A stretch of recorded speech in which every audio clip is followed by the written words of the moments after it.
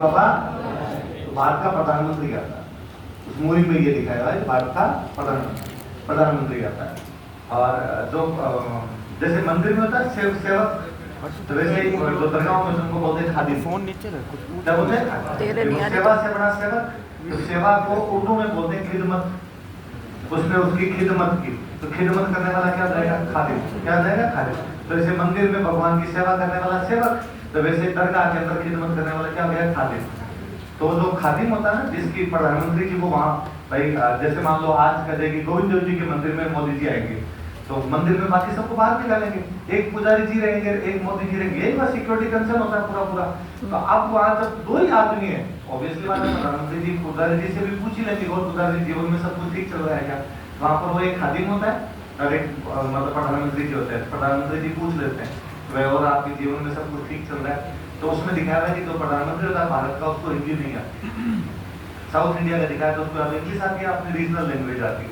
तो वो जो खादिम होता है, वो खादिम और पूछता खादिम से पूछते तुम्हारे जीवन सब कुछ ठीक चल रहा है? उस खादिम जो अपने पड़ोसी से नहीं बचती, अपने पड़ोसी से लड़ाई चल रही होती है, वो कहता है भाई बाकी सब तो ठीक है, वो पड़ोसी तो थोड़ा टाइट करो, थोड़ा ठीक रहेगा। तो अब प्रधानमंत्री की समझ नहीं आता क्या बोला है इसमें, तो वो अपने साथ में जो ट्रांसलेटर होता है उसको कहते हैं भाई इसने क्या कहा, तो वो कहता है भाई इसको नेबर से प्रॉब्लम है। प्रधानमंत्री जी को ठीक पहले दरगाह में घुसने से पहले फोन आता है कि पाकिस्तान परेशान कर रहा है, तो उनको लगता है कि इसको भी थ्रेट कहाँ से आ रही है? पाकिस्तान। तो प्रधानमंत्री जी कहते हैं कि भाई ठीक है यदि इसको थ्रेट कर रही है तो यार इसने मेरे को यहाँ पे दरगाह पे हाथ जुड़े हुए हैं, तो इसको 1.5+ सिक्योरिटी देती है। तो उस खादिम को क्या मिल जाती है?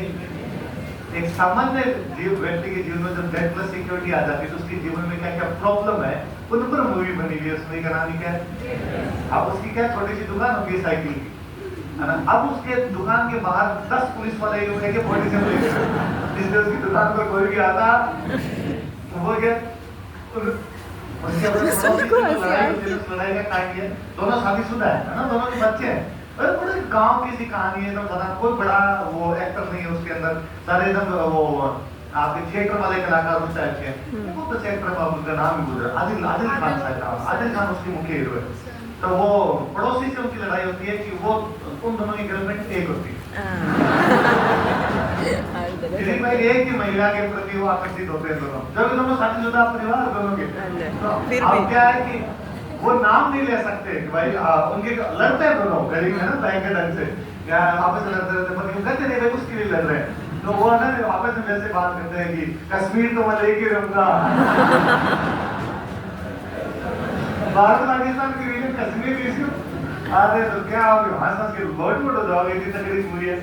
तो अब वो क्या वो जो हीरो दिखा जिसको 1.5+ मिलता है वो उधर उसका बैठ जाता है मामला, दूसरे बार पड़ोसी का नहीं बैठता है।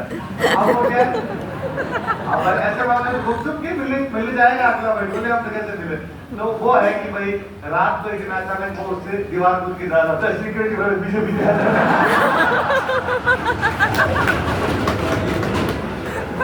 अरे मजा आ जाएगा।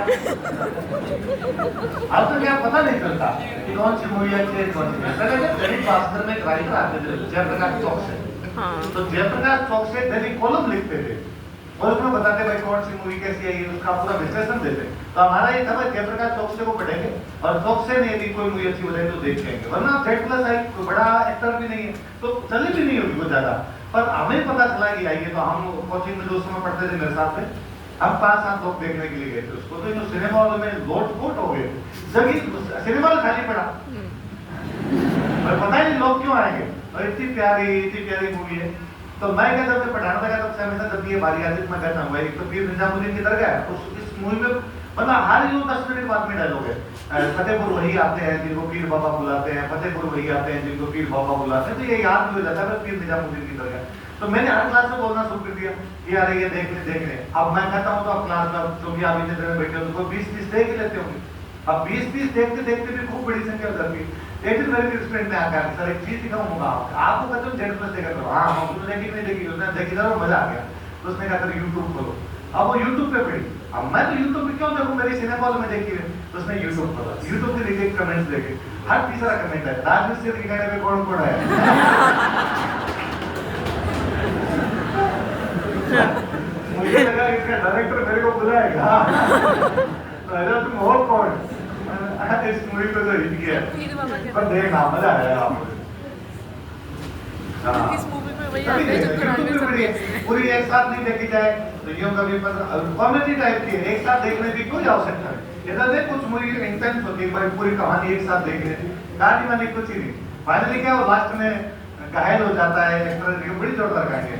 तो लास्ट में दोनों पड़ोसी समझौता करते हैं तो भी आपस में सब लोगों के सामने समझौता करते हैं मिलते हैं मिलके करते हैं। बाकी सब मुद्दों के ऊपर हमारी सहमति कश्मीर मामला अभी भी बड़ा है। जो भारत पाकिस्तान बात करते हैं ना भाई और इसमें क्या ह्यूमर है। आपने क्या भारत पाकिस्तान बात करेंगे कहेंगे हम व्यापार करते रहेंगे हम क्रिकेट खेलते रहेंगे आना जाना भी लोगों का रहेगा लेकिन कश्मीर मामले पर अभी भी कोई सहमति नहीं। तो वो सेम डायलॉग इधर दिया है बाकी सब मामलों पर उनके कहीं उनके ये भी लड़ाई हुई दीवार इधर क्यों खींच दी तुम्हारे पशु इधर क्यों आ जाते इस प्रकार की लड़ाइयाँ तो कहते बाकी सब लड़ाइयाँ सॉर्ट आउट की जाती लेकिन कश्मीर मामला रहता आप ये फतेहपुर में या किले के अंदर पर वैसे याद फतेहपुर में एक लाइब्रेरी बनी हुई उसका नाम है सरस्वती पुस्तकालय। क्या नाम है? ऐसा कहते हैं कि एक बार को सेठ थे यहाँ पे बाहर जाके बस गए थे कलकत्ता साइड में बस